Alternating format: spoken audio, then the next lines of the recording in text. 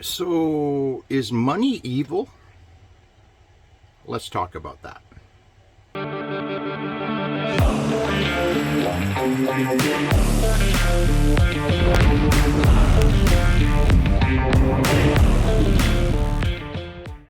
Hey guys, Randy here with The Living Adventure. So, was highly sensitive people, the ones that I've encountered, have a common denominator, right? Many of them actually, but one of the challenges that a lot of them seem to be facing is money. And when I looked at it, over the years of research that I've been doing, is that we actually work on two different currencies. There are two different currencies. The one currency that high sensing people work on is the currency of kindness and caring and empathy and compassion and generosity and the good things that many of us believe in life. The other currency that other people work on is monetary, and basically the form of money and cars and houses and boats and whatever materialistic items they possess. And so what's the difference between those two, right? And it really boils down to value. And hear me out, right? Because I had a hard time struggling with this for many years until it clicked, right? What it is. So is being kind valuable? Is being compassionate valuable? I mean, we see less and less of it these days, so it's becoming rare. And let's face it, things that are rare are valuable. So how do you attach a value to it? Here's the challenge, right? So people don't attach a monetary value to such things as kindness and compassion and empathy. They think it's free, but it's not. It is a valuable asset to which not everybody owns. It's a skill considered, or an asset to which you have that has incredible value. So what we automatically want to do is we want to put a dollar value onto that. But that's not what we're talking about here. That's not something I want you to think about. I would just want you to think about, when you offer kindness to somebody, what do you expect in return? If they were to be kind back to you, would that be acceptable?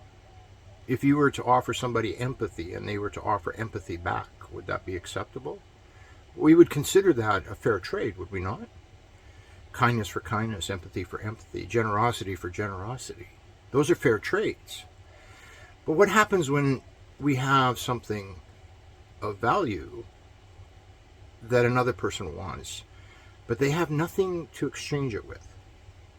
They have nothing like kindness or compassion or generosity. They don't own those things. How do we do a fair trade with them? And this is where money came out. If you remember way back in the ancient times, I mean, people bartered. They traded, like I'll trade you my beads for, that knife or that, pot or whatever of equal fair value that they could exchange. And so this is the challenge that, we need to overcome as highly sensitive people, is that you have an incredible gift that not everybody has. You have an asset that is extremely valuable, and for some reason, people are diminishing that, sale or trade. I want to call it a trade of that asset because they don't attach value to it. If you were an unhappy person, and let's face it, there's a lot of unhappy people out there, and you were lost in the wilderness of life and you couldn't find your way, and somebody could guide you out of that, would that be valuable to you? And if so, what would it be worth? What would you trade in exchange? And let's face it, like a lot of people, hey, give me an offer. I want something of equal and fair value. Well, if you don't have anything other than money, well, then that person that is offering you that guidance, that path out of that darkness, may accept it, saying, okay, understand that you need what I have, and I'm willing to give it to you in fair trade for this, whatever this is, money or some other service or some other object of value to the person that you're trading with.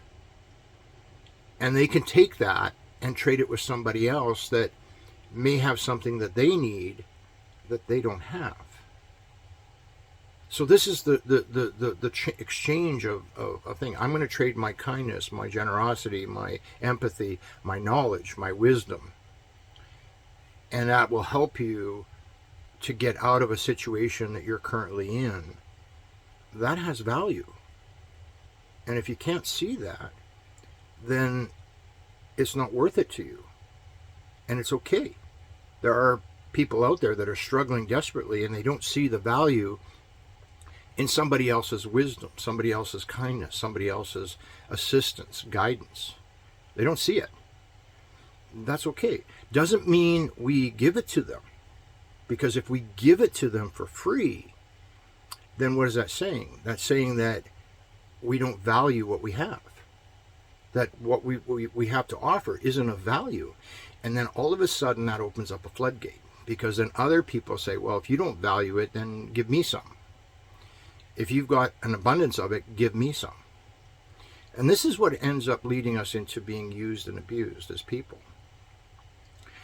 High-sensing people have a lot to give, and it is of value. So never underestimate that.